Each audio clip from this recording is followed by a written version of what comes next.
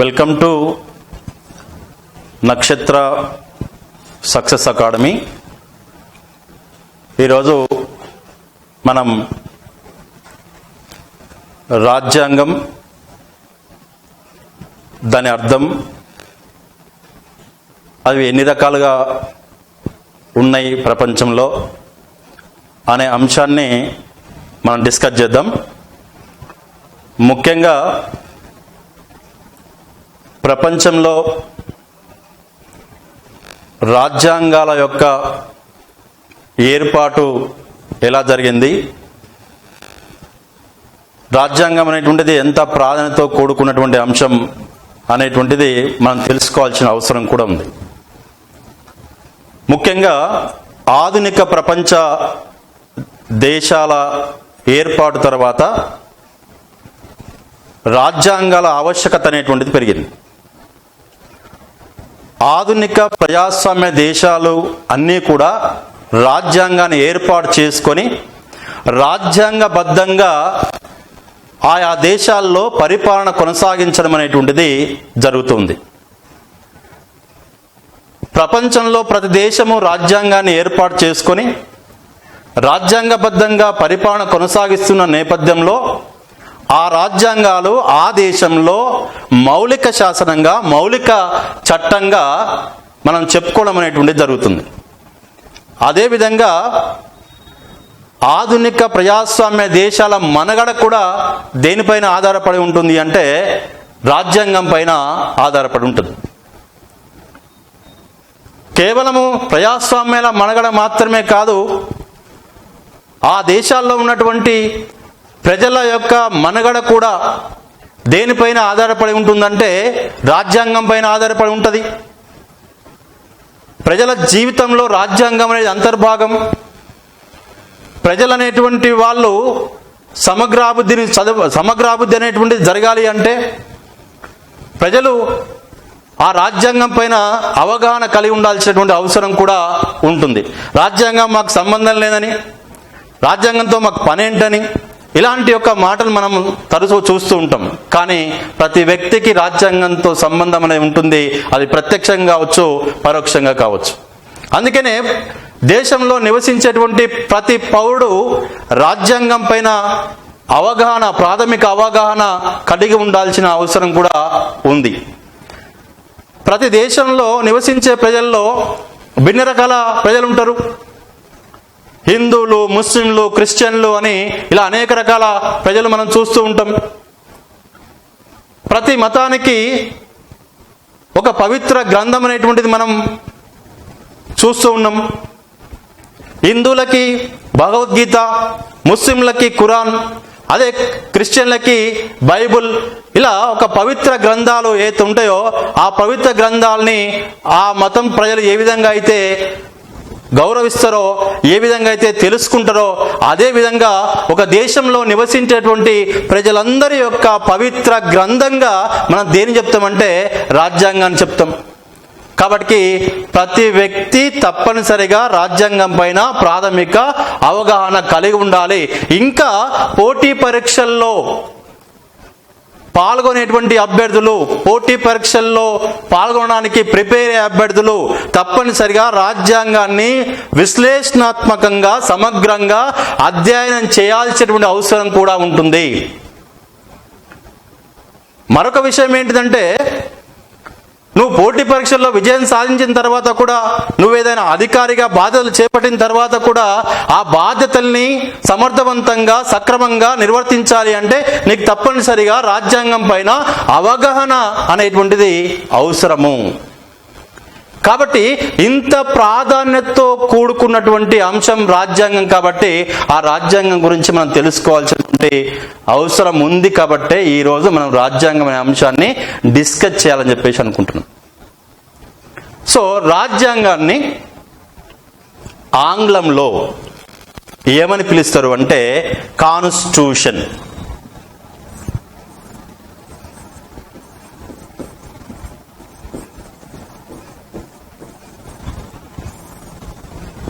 రాజ్యాంగాన్ని ఆంగ్లంలో ఏమని పిలుస్తారు అంటే కాన్స్టిట్యూషన్. ఈ కాన్స్టిట్యూషన్ అనే పదం ఏ పదాల నుంచి వచ్చింది? ఒకటి కాన్షి,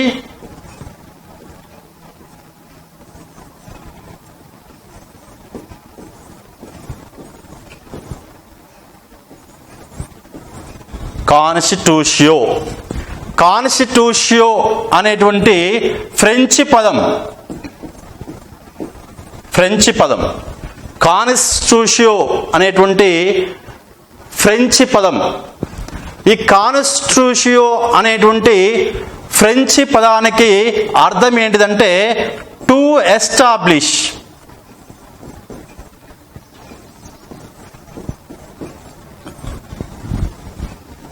టు ఎస్టాబ్లిష్ అనే పదంతో వాడతాం. టు ఎస్టాబ్లిష్ అంటే వ్యవస్థాపించడం.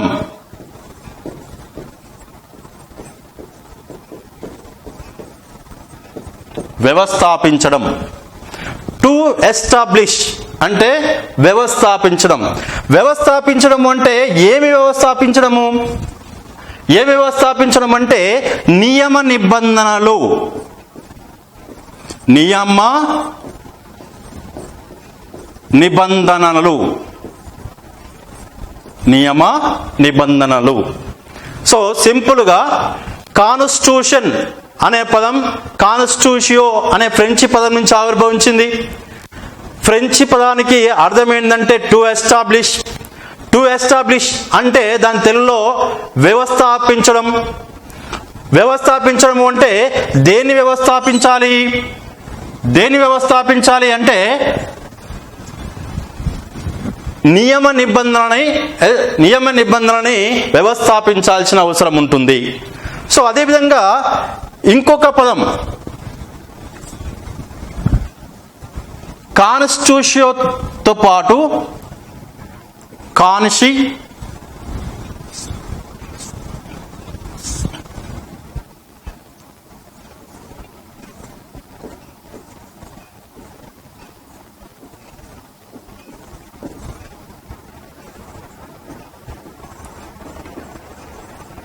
కాన్స్టిట్యూషనం.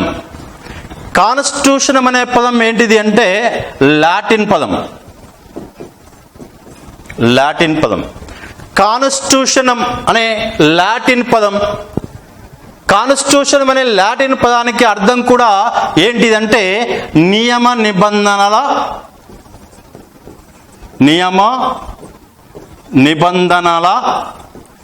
అమలు.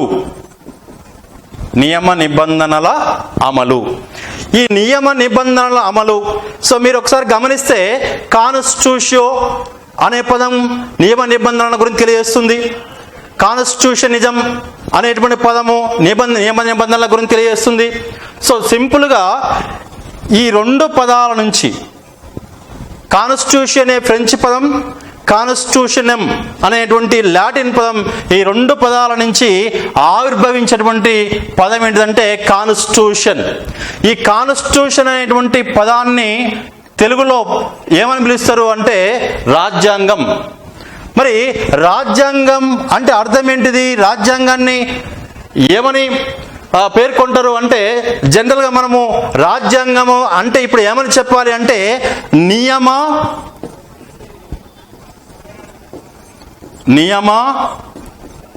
నిబంధనల సంపుటి. నియమ నిబంధనల సంపుటి.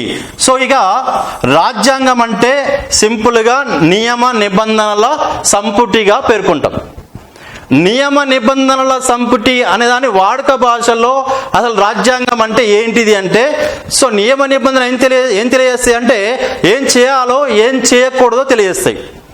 మరి ఒక దేశంలో నివసించేటువంటి యొక్క ప్రజలు కావచ్చు, ఒక దేశాన్ని పరిపాలించే ప్రభుత్వాలు కావచ్చు, ప్రభుత్వాలు ప్రజలు ఏం చేయాలో ఏం చేయకూడదో తెలియచెప్పేటువంటి దాన్నే మన రాజ్యాంగంగా చెప్పడానికి అవకాశం ఉంటుంది.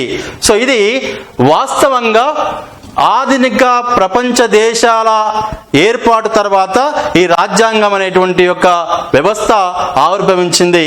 సో ఇది ఆదిమ సమాజంలో ఈ యొక్క వ్యవస్థ లేకపోవడం వల్ల, ఆదిమ సమాజంలో నియమ నిబంధనలు అనేటువంటివి రూపొందించుకోకపోవడం వల్ల అక్కడ మత్స్య న్యాయం అనేటువంటిది, అదేవిధంగా ఆ యొక్క కాలంలో ప్రధానంగా ఈ యొక్క ఆటవిక న్యాయం అనేటువంటివి ప్రధానంగా కనపడేవి. ఆటవిక న్యాయము, మత్స్య న్యాయము వల్ల అక్కడ ఆ కాలంలో జీవించేటువంటి ప్రజలు దుర్భర జీవితాన్ని అనుభవించారు. ఆ దుర్భర జీవితం నుంచి ఒక క్రమబద్ధమైనటువంటి జీవితం అనేటువంటి కల్పించాలనే ఉద్దేశంతోనే ఆధునిక రాజ్యాలు, ఆధునిక ప్రపంచ దేశాలు కొన్ని నియమ నిబంధనలు రూపొందించుకొని ఆ నియమ నిబంధనలకు రాజ్యాంగం అనేటువంటిది పేరు పెట్టుకొని అట్లా రాజ్యాంగబద్ధమైనటువంటి పరిపాలన మనం కొనసాగించుకోవడం అనేటువంటిది జరుగుతుంది. మనం గమనిస్తే భౌతిక ప్రపంచం కొనసాగడానికి కొన్ని నియమ నిబంధనలు ఉంటాయి. అదేవిధంగా క్రీడలు నిర్వహించడానికి కూడా కొన్ని నియమ నిబంధనలు ఉంటాయి. అట్లాంటప్పుడు ప్రభుత్వాలు అనేటువంటివి పనిచేయడానికి, ప్రజలు ఏ విధంగా జీవించాలనేటువంటి దానికి నియమ నిబంధనలు అనేటువంటి రూపొందించుకోవడం అనేటువంటిది అవసరంగా ఏర్పడిన నేపథ్యంలో ఈ విధంగా నియమ నిబంధనలు రూపొందించుకొని ప్రతి దేశము రాజ్యాంగాన్ని ఏర్పాటు చేసుకొని రాజ్యాంగబద్ధంగా పరిపాలన కొనసాగించడం అనేటువంటిది జరుగుతుంది. ప్రపంచంలో మొట్టమొదటి రాజ్యాంగం ప్రాచీన కాలంలో ఎక్కడ రూపొందించారు? అది ఎక్కడ ఏర్పడింది అంటే గ్రీకు దేశంలో ఏర్పడింది. ప్రపంచంలో మొట్టమొదటి రాజ్యాంగము ప్రాచీన కాలంలో ఎక్కడ ఏర్పాటు చేయబడింది అంటే గ్రీకు దేశంలో ఏర్పాటు చేయబడింది. గ్రీసులో ఏర్పాటు చేయబడినటువంటి రాజ్యాంగము ప్రాచీన రాజ్యాంగంగా మనం చెప్తాం. ప్రపంచంలో మొదటి ప్రాచీన రాజ్యాంగంగా చెప్తాం. అదేవిధంగా ఆధునిక దేశాల ఆవిర్భావం తర్వాత ఆధునిక దేశాల్లో మొట్టమొదటి రాజ్యాంగాన్ని రూపొందించుకున్నటువంటి దేశం ఏంటిదంటే బ్రిటన్. ఆధునిక రాజ్యాల ఆవిర్భావం తర్వాత రాజ్యాంగాన్ని రూపొందించుకున్నటువంటి మొట్టమొదటి దేశం, ప్రపంచంలో రాజ్యాంగాన్ని ఏర్పాటు చేసుకున్న మొట్టమొదటి దేశం ఏంటంటే బ్రిటన్ రాజ్యాంగం. బ్రిటన్ రాజ్యాంగం అనేటువంటిది అలిఖిత రాజ్యాంగం. బ్రిటన్ రాజ్యాంగం అనేటువంటిది పరిణామాత్మక రాజ్యాంగం. ప్రపంచంలో మొదటి రాజ్యాంగంగా, అలిఖిత రాజ్యాంగంగా, పరిణామాత్మక రాజ్యాంగంగా మనం దేన్ని చెప్తామంటే బ్రిటన్ రాజ్యాంగాన్ని చెప్తాం. ప్రపంచంలో మొట్టమొదటి లిఖిత రాజ్యాంగాన్ని ఏర్పాటు చేసుకున్న దేశం ఏంటిదంటే అమెరికా. ప్రపంచంలో మొట్టమొదటి లిఖిత రాజ్యాంగాన్ని ఏర్పాటు చేసుకున్నటువంటి దేశం ఏంటిదంటే అమెరికా. అమెరికా రాజ్యాంగం అనేటువంటి మొట్టమొదటి లిఖిత రాజ్యాంగము.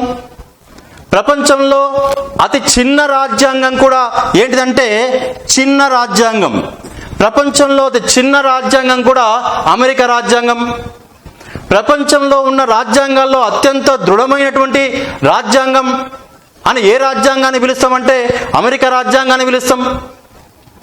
అట్లా అమెరికా రాజ్యాంగం అనేది ప్రపంచంలో మొదటి లిఖిత రాజ్యాంగము, అత్యంత దృఢమైన రాజ్యాంగము, ప్రపంచంలో రాజ్యాంగాల్లో చిన్న రాజ్యాంగము, తక్కువ కాలంలో రూపొందించబడ్డటువంటి రాజ్యాంగం కూడా కేవలము 4 నెలల కాలంలో రూపొందించేటువంటి రాజ్యాంగం. అది తక్కువ కాలంలో రూపొందించేటువంటి రాజ్యాంగము ఏంటిదంటే అమెరికా రాజ్యాంగం.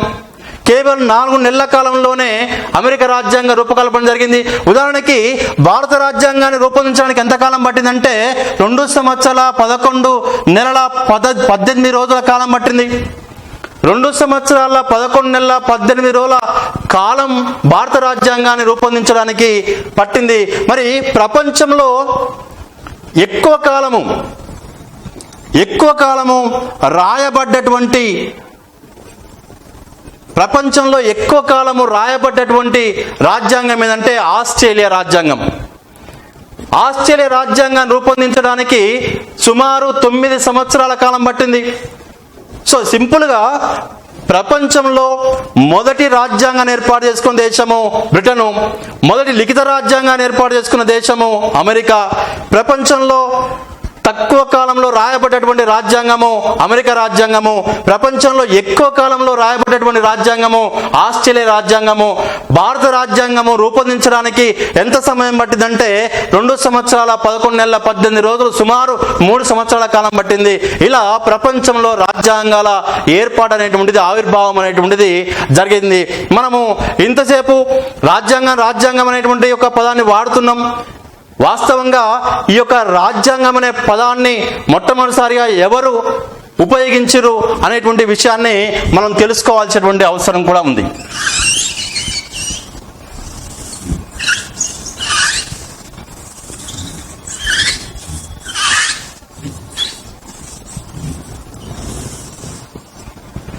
ప్రపంచంలో మొట్టమొదటిసారిగా రాజ్యాంగం అనే భావన, రాజ్యాంగం అనేటువంటి పదాన్ని ఉపయోగించినటువంటి వ్యక్తి ఎవరంటే అరిస్టాటిల్.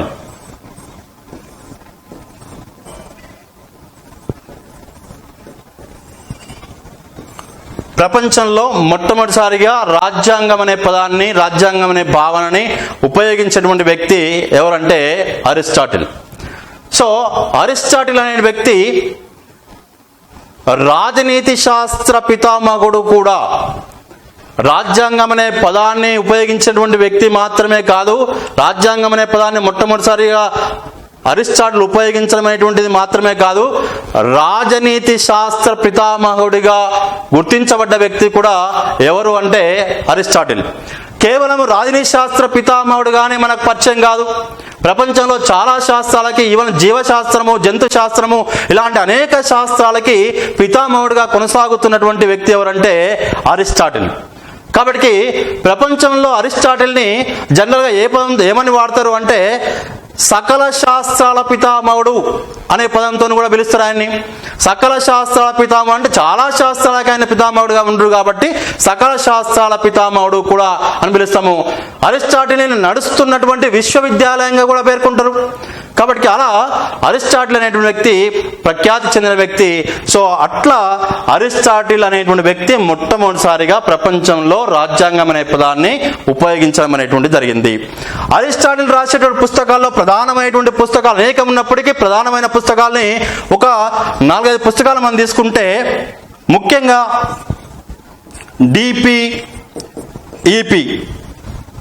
డిపిఈపి అంటే డి ఎనిమా అనే పుస్తకాన్ని రాసిన ఆయన. డి ఎనిమా అనే పుస్తకం. సో అదేవిధంగా పి అంటే పర్వతరాలియా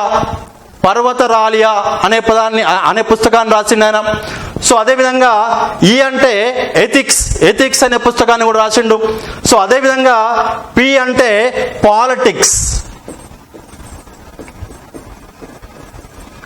పాలిటిక్స్. సో ఇది మనకు కావాల్సినటువంటి పుస్తకం. పాలిటిక్స్ అనే గ్రంథాన్ని రూపొందించిన వ్యక్తి ఎవరంటే అరిస్టాటిల్.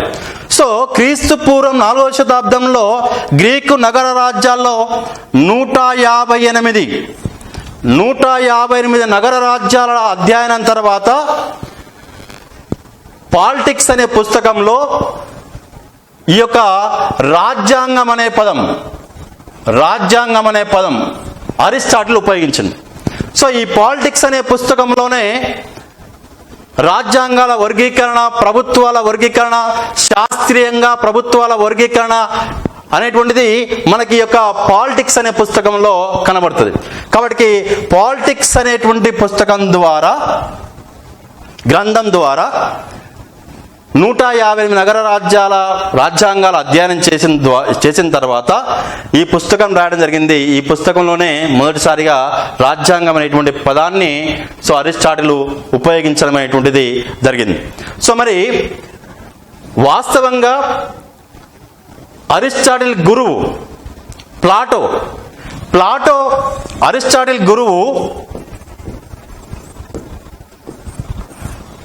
అరిస్టాటిల్ గురువు సో ప్లాటో తన రిపబ్లిక్ అనే పుస్తకంలో వ్యక్తి పాలన గురించి ఆయన పేర్కొన్నాడు. వ్యక్తి పాలన అంటే ఆయన ఏమని చెప్పిండంటే, పాలకుడు తత్వవేత్తనా కావాలి, లేదా తత్వవేత్త పాలకుడుగానన్నా ఉండాలి అంటే వ్యక్తి పరిపాలన సమర్థించిన వ్యక్తి ప్లాటో.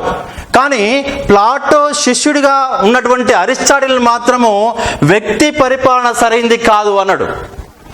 వ్యక్తి పరిపాలన సరైంది కాదు, వ్యక్తి పరిపాలన కంటే చట్టబద్ధమైన పరిపాలనే శ్రేష్టమైనది, ఉన్నతమైనది అని అరిస్టాటిల్ పేర్కొన్నాడు. కాబట్టి చట్టబద్ధ పాలనే ప్రజలకు శ్రేయస్కరం, చట్టబద్ధ పాలనే ఉత్తమ పాలనగా కొనసాగుతుంది. కాబట్టి మనిషి చట్టబద్ధంగా జీవిస్తే ఉత్తముడుగా జీవిస్తాడు. మనిషి చట్టానికి అతీతుడిగా కొనసాగితే జంతువు కన్నా అధముడుగా కొనసాగుతాడు అని అరిస్టాటిల్ పేర్కొనడం జరిగింది. అట్లా చట్టబద్ధ పాలనకి, రాజ్యాంగబద్ధ పాలనకి పునాది వేసినటువంటి వ్యక్తి అరిస్టాటిల్. రాజ్యాంగం అనే పదాన్ని మొదటిసారిగా ఉపయోగించినటువంటి వ్యక్తి కూడా అరిస్టాటిల్. కాబట్టి అరిస్టాటిల్ రాసిన పాలిటిక్స్ పుస్తకం తర్వాత ప్రభుత్వాల వర్గీకరణ, రాజ్యాంగాల వర్గీకరణ అనేటువంటి కొనసాగింది. ఈ రాజ్యాంగాల వర్గీకరణ, ఆధునిక రాజ్యాంగాల వర్గీకరణ అనేటువంటి ఎన్ని రకాలుగా చేయబడ్డది? ఆధునిక రాజ్యాంగాల యొక్క వర్గీకరణకి ప్రాతిపాదికలు ఏంటి? ఆధునిక రాజ్యాంగాలని ఎన్ని రకాలుగా వర్గీకరించారంటే, ఆధునిక రాజ్యాంగాలని స్థూలంగా 2 రకాలుగా వర్గీకరించారు. ఒకటి ఆవిర్భావం.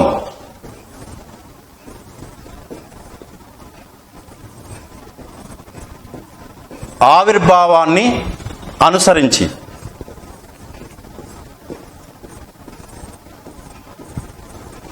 ఆవిర్భావాన్ని అనుసరించి. 2 స్వభావం. స్వభావాన్ని అనుసరించి.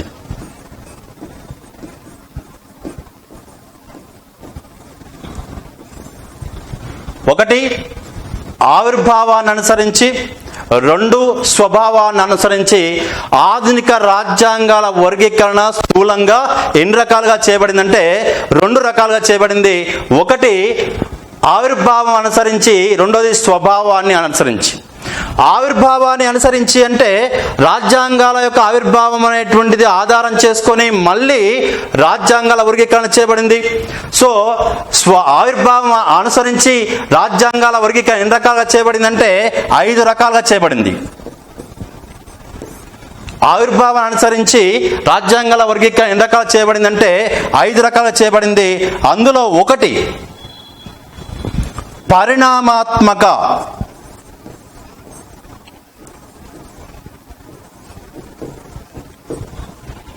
పరిణామాత్మక రాజ్యాంగం. 2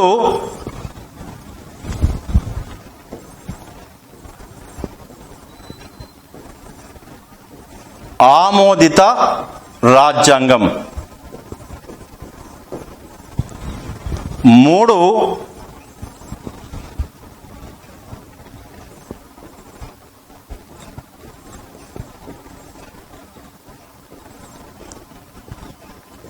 రాజ్యాంగం. ప్రసాదిత రాజ్యాంగం. 4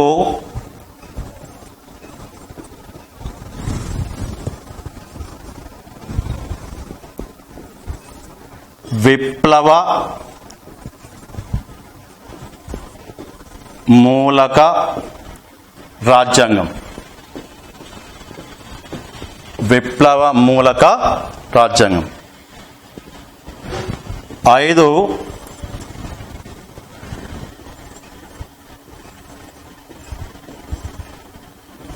సమ్మేళన రాజ్యాంగం. రైట్. ఆవిర్భావాన్ని అనుసరించి రాజ్యాంగాలు ఎన్ని రకాలుగా వర్గీకరించారు అంటే 5 రకాలుగా వర్గీకరించబడింది. 1 పరిణామాత్మక రాజ్యాంగము, 2 ఆమోదిత రాజ్యాంగము, 3 ప్రసాదిత రాజ్యాంగము. 4 విప్లవ మూలక రాజ్యాంగము, 5 సమ్మేళన రాజ్యాంగం. ఇక స్వభావాన్ని అనుసరించి రాజ్యాంగాలను కూడా ఎన్ని రకాలుగా వర్గీకరించారంటే 5 రకాలుగా వర్గీకరించారు. 5 రకాలు ఏంటివి అంటే 1 లిఖిత రాజ్యాంగం,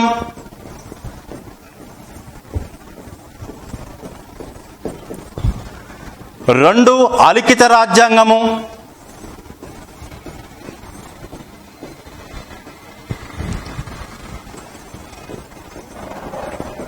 అలిఖిత రాజ్యాంగం, 3 దృఢ రాజ్యాంగం,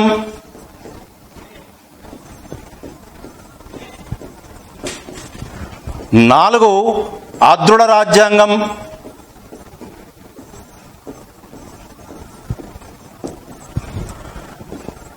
5 దృఢ అదృఢ రాజ్యాంగం. రైట్. స్వభావాన్ని అనుసరించి కూడా రాజ్యాంగాలను ఎన్ని రకాలుగా వర్గీకరించారు అంటే 5 రకాలుగా వర్గీకరించడం అనేది జరిగింది. సో జనరల్గా ఆధునిక రాజ్యాంగాల వర్గీకరణని స్థూలంగా 2 రకాల వర్గీకరించారు. ఆవిర్భావాన్ని అనుసరించి 5 రకాలు, స్వభావాన్ని అనుసరించి 5 రకాలు, ఇలా రాజ్యాంగాల వర్గీకరణ అనేటువంటిది చేయడం అనేది జరిగింది. అందులో ఆవిర్భావాన్ని అనుసరించి రాజ్యాంగాల్ని 5 రకాలుగా అంటే రాజ్యాంగాల ఏర్పాటు జరిగినటువంటి విధానాన్ని దృష్టిలో పెట్టుకొని రాజ్యాంగాన్ని 5 రకాలుగా వర్గీకరించడం అనేది జరిగింది. అందులో మొదటిది పరిణామాత్మక రాజ్యాంగం. పరిణామాత్మక రాజ్యాంగము అంటే రాజ్యాంగం అనేటువంటిది రూపొందించడానికి నెల, 2 నెలలు లేదా కొద్ది కాలం అనేటువంటిది కాకుండా ఆ దేశంలో జరుగుతున్న పరిణామాలకు అనుగుణంగా రాజ్యాంగం అనేటువంటిది రూపొందించుకుంటూ పోతే ఆ రాజ్యాంగాన్ని మనము పరిణామాత్మక రాజ్యాంగంగా చెప్పడానికి అవకాశం ఉంటుంది. ఉదాహరణకి బ్రిటన్ రాజ్యాంగం. బ్రిటన్ రాజ్యాంగం అనేటువంటి పరిణామాత్మక రాజ్యాంగానికి ఉదాహరణ. ఎందుకు అంటే బ్రిటన్ రాజ్యాంగం అనేటువంటిది ఒకే కాలంలో రూపొందించబడింది కాదు. కాలానుగుణంగా బ్రిటన్లో మారుతున్న పరిస్థితులకు అనుగుణంగా ఆ రాజ్యాంగం అనేది రూపొందించుకుంటూ పోవడం అనేది జరిగింది. కాబట్టి ఆ రాజ్యాంగాన్ని ఏమని పిలుస్తున్నామంటే పరిణామాత్మక రాజ్యాంగము. పరిణామాత్మక రాజ్యాంగానికి ఉదాహరణ ఏ దేశ రాజ్యాంగము అంటే బ్రిటన్ రాజ్యాంగము. సో అదేవిధంగా ఆమోదిత రాజ్యాంగం. ఆమోదిత రాజ్యాంగం అంటే జనరల్గా రాజ్యాంగం అనేటువంటిది ఏదైనా ఒక సభ చేత, ఒక మేధావుల యొక్క కూటమి చేత రాజ్యాంగం అనేది ఆమోదించబడితే అది ఆమోదిత రాజ్యాంగంగా చెప్పడానికి అవకాశం ఉంటుంది. సో ఉదాహరణకి భారత రాజ్యాంగం అనేది ఆమోదిత రాజ్యాంగానికి ఉదాహరణగా చెప్తాం.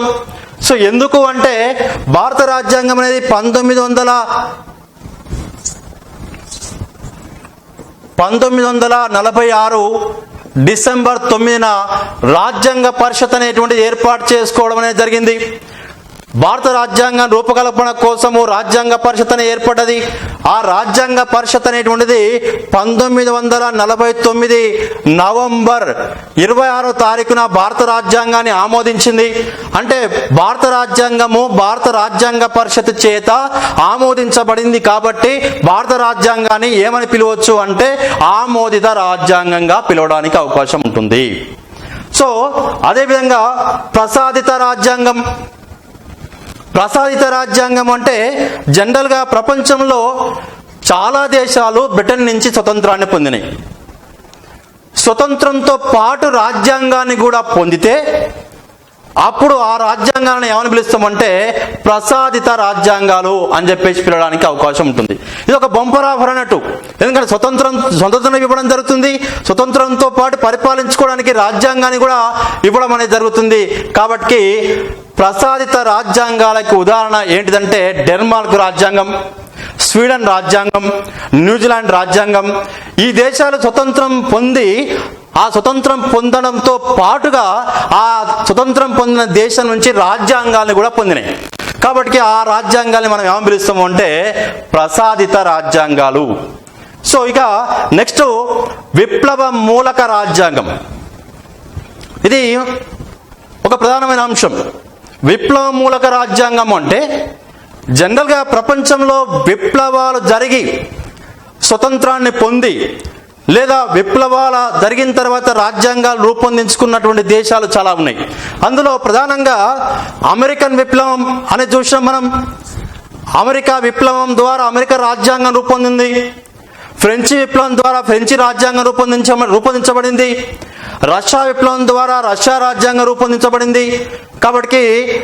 అమెరికా రాజ్యాంగాన్ని, ఫ్రెంచి రాజ్యాంగాన్ని, రష్యా రాజ్యాంగాన్ని మనము విప్లవ మూలక రాజ్యాంగంగా చెప్పడానికి అవకాశం ఉంటుంది. విప్లవ మూలక రాజ్యాంగంగా చెప్పడానికి అవకాశం ఉంటుంది. ఏ రాజ్యాంగాల్ని?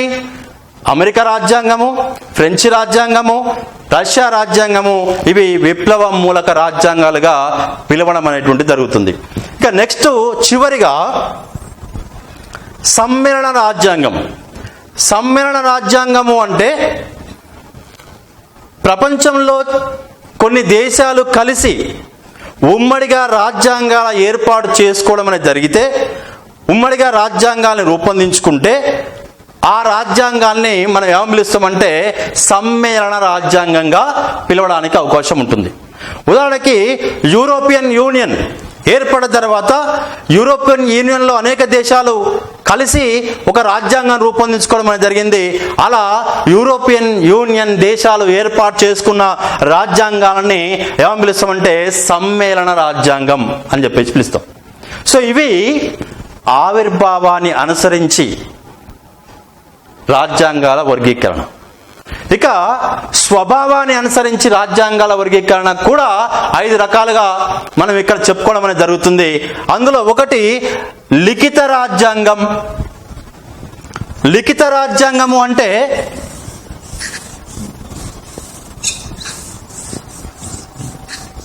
రాతపూర్వకంగా ఉన్నటువంటి రాజ్యాంగాన్ని,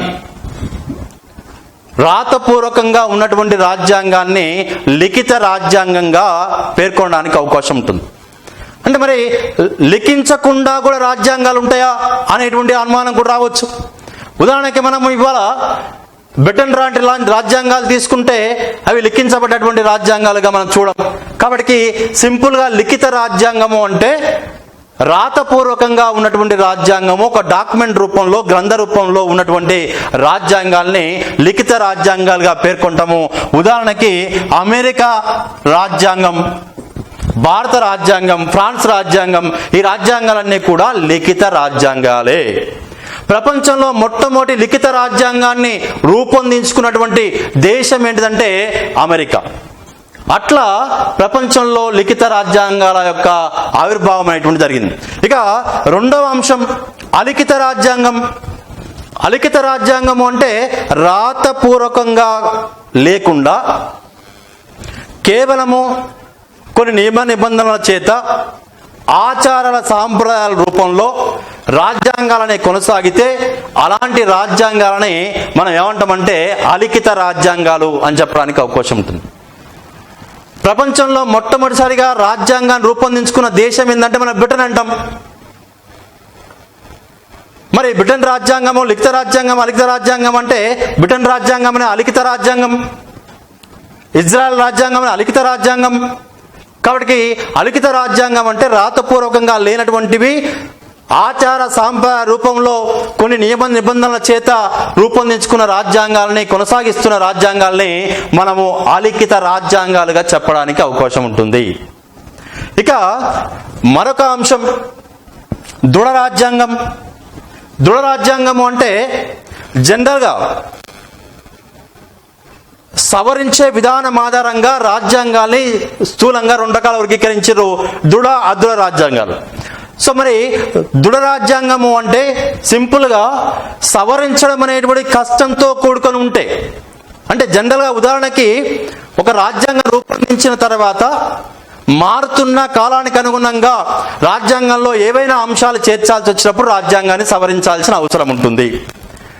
ఆ రాజ్యాంగ సవరణ కష్టంతో కూడుకొని ఉంటే, ఆ రాజ్యాంగ సవరణ కష్టంతో కూడుకొని ఉంటే అలాంటి రాజ్యాంగాన్ని ఏమంటామంటే దృఢ రాజ్యాంగము అని చెప్పేసి పిలుస్తాం. ఉదాహరణకి అమెరికా రాజ్యాంగం. అమెరికా రాజ్యాంగం ప్రపంచంలో అత్యంత దృఢ రాజ్యాంగంగా చెప్తాం. సవరించడం కష్టంతో కూడుకొని ఉంటుంది. ప్రత్యేక మెజార్టీతోని రాజ్యాంగాన్ని సవరించాలి. ప్రత్యేక మెజార్టీతోని రాజ్యాంగాన్ని సవరించడం అనే కష్టంతో కూడుకొని ఉంటుంది. కాబట్టి అలాంటి రాజ్యాంగాన్ని మనం ఏమని పిలుస్తామంటే దృఢ రాజ్యాంగంగా చెప్తాం. సో ఇక నెక్స్ట్ అదృఢ రాజ్యాంగం. అదృఢ రాజ్యాంగము అంటే జనరల్గా రాజ్యాంగాన్ని సవరించడం అనేటువంటి సులభంగా ఉంటే, మారుతున్న జీవన పరిస్థితులకు అనుగుణంగా ఎప్పటికప్పుడు రాజ్యాంగాన్ని మార్చుకోవడానికి అవకాశం ఉంటే, సులభంగా మార్చుకోవడానికి అవకాశం ఉంటే అలాంటి రాజ్యాంగాలని మనము అలిఖిత రాజ్యాంగాలుగా చెప్పడానికి అవకాశం ఉంటుంది. అలాంటి రాజ్యాంగాన్ని అదృఢ రాజ్యాంగంగా చెప్పడానికి అవకాశం ఉంటుంది. సో జనరల్గా అదృఢ రాజ్యాంగము అంటే ఈజీగా సవరించడానికి, సాధారణ మెజారిటీ ద్వారా రాజ్యాంగ సవరణ చేసుకోవడానికి అవకాశం ఉండి కాలానుగుణంగా ఎప్పటికప్పుడు రాజ్యాంగాన్ని మార్చుకోవడానికి అవకాశం ఉన్నటువంటి రాజ్యాంగం అయితే ఉంటుందో ఆ రాజ్యాంగాన్ని అదృఢ రాజ్యాంగం అని చెప్పి పిలుస్తాం. ఉదాహరణకి బ్రిటన్ రాజ్యాంగము అదృఢ రాజ్యాంగానికి ఉదాహరణగా చెప్పడానికి అవకాశం ఉంటుంది. ఇక చివరిగా దృఢ అదృఢ రాజ్యాంగం అంటే రాజ్యాంగ సవరణ అనేటువంటిది చేయడము కష్టంతో కూడుకొని ఉంటే దాన్ని దృఢ రాజ్యాంగం అనం. రాజ్యాంగ సవరణ అనేటువంటిది ఈజీగా చేయడానికి అవకాశం ఉంటే దాన్ని అదృఢ రాజ్యాంగం అనం. కానీ ఈ అదృఢ లక్షణం ఏంటిది అంటే, ఒక దేశంలో ఏదైనా ఒక అంశాన్ని రాజ్యాంగంలో చేర్చాల్సి వస్తే, రాజ్యాంగంలో మార్పులు చేయాల్సి వస్తే కొన్ని అంశాలని చేర్చడానికి, కొన్ని అంశాలను తొలగించడానికి రాజ్యాంగ సవరణ చేయాలంటే కష్టంతో కూడుకున్నటువంటి పని. ఉదాహరణకి భారత రాజ్యాంగాన్ని సవరించే అధికారం ఎవరికి ఉంది అంటే పార్లమెంటుకు ఉంది. భారత రాజ్యాంగాన్ని సవరించే అధికారం పార్లమెంటుకు ఉంది. కానీ భారత పార్లమెంటు భారత రాజ్యాంగాన్ని ఎన్ని రకాలుగా సవరిస్తుంది అంటే 3 రకాలుగా సవరించడానికి అవకాశం ఉంటుంది. ఉదాహరణకి భారతదేశంలో నూతన రాష్ట్రాల ఏర్పాటు కావచ్చు, పౌరసత్వం కావచ్చు, లేకపోతే రాష్ట్రాల పేరు మార్చడం కావచ్చు, ఇలాంటి అంశాలు రాజ్యాంగంలో మార్పులు చేయాలంటే, ఇలాంటి అంశాలపైన రాజ్యాంగంలో మార్పులు చేయాలంటే సాధారణ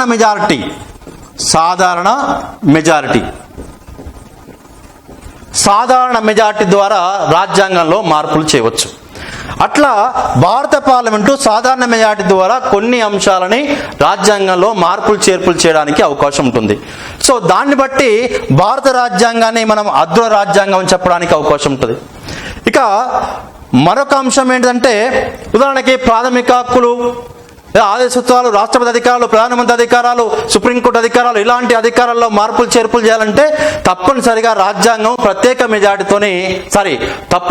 పార్లమెంటు ప్రత్యేక మెజారిటీతోనే రాజ్యాంగాన్ని సవరించాల్సిన అవసరం ఉంటుంది. కాబట్టి అలాంటి రాజ్యాంగ సవరణ కష్టంతో కూడుకొని ఉంటుంది. కాబట్టి ఆ సవరణని దృష్టిలో పెట్టుకొని భారత రాజ్యాంగాన్ని దృఢ రాజ్యాంగంగా చెప్పడానికి అవకాశం ఉంటుంది. కాబట్టి అదృఢ రాజ్యాంగానికి ఉదాహరణ ఏంటంటే భారత రాజ్యాంగం. అదృఢ రాజ్యాంగానికి ఉదాహరణ ఏంటంటే భారత రాజ్యాంగం. సో ఇలా ప్రపంచంలో ఉన్నటువంటి రాజ్యాంగాలన్నింటినీ స్థూలంగా 2 రకాలుగా వర్గీకరించడం అనేది జరిగింది. అందులో ఆవిర్భావం అనుసరించి, రెండోది స్వభావాన్ని అనుసరించి. ఆవిర్భావాన్ని అనుసరించి 5 రకాలు, స్వభావాన్ని అనుసరించి 5 రకాలుగా ఈ యొక్క రాజ్యాంగాల వర్గీకరణ చేసి ఏర్పాటు చేయడం అనేది జరిగింది. రాజ్యాంగాల వర్గీకరణ తర్వాత రాజ్యాంగం యొక్క ప్రాధాన్యత ఏందో మనకు తెలిసింది. కాబట్టి భారత రాజ్యాంగం యొక్క చరిత్ర, భారత రాజ్యాంగం యొక్క అభివృద్ధి క్రమము ఎలా కొనసాగింది అనేటువంటిది ఇక నెక్స్ట్ మనము చేయబోయేటువంటి క్లాసులలో మనం తెలుసుకోవాల్సినటువంటి అవసరం ఉంటుంది. సో దాంతో పాటు మీకు ఈ రాజ్యాంగం అనేది ఒక సీక్వెన్స్లో వస్తున్నటువంటి సందర్భం కాబట్టి మీకు సమగ్రంగా రాజ్యాంగం పైన అవగాహన, భారత రాజ్యాంగ రాజకీయ వ్యవస్థ పైన అవగాహన రావాలి అంటే తప్పనిసరిగా మొదటి వీడియో అంటే ఇంతకుముందు మేము చేసినటువంటి వీడియో ఈ యొక్క సిలబస్కు సంబంధించి చేయడం జరిగింది. ఆ సిలబస్ పైన అవగాహన పెంచుకున్న తర్వాత మనకు సిలబస్లో ముఖ్యమైన అంశం రాజ్యాంగం కాబట్టి సో ఆ రాజ్యాంగం గురించి ఈ వీడియోలో మనం తెలుసుకున్నాము. కాబట్టి ఇవి ఒక క్రమంగా కొనసాగుతాయి కాబట్టి సీక్వెన్స్ అనేటువంటిది ఉంటుంది. కాబట్టి మీరు మొదటి వీడియోని చూస్తూ దాని కింద ఉన్న లింక్ని మీకు ఇవ్వడం జరిగింది. దాంతోపాటు అది చూసిన తర్వాత ఈ వీడియో చూస్తే మీకు ఈజీగా అర్థం కావడానికి అవకాశం ఉంటుంది. కాబట్టి తప్పనిసరిగా పూర్తిగా వీడియోని మనం చూసినట్టయితే దీనిపైన సమగ్రంగా మీరు తెలుసుకునే అవకాశం ఉంటుంది. మీరు ఆ ప్రయత్నం చేయగలరని చెప్పేసి భావిస్తాం. థ్యాంక్ యూ, ధన్యవాదాలు అందరికీ.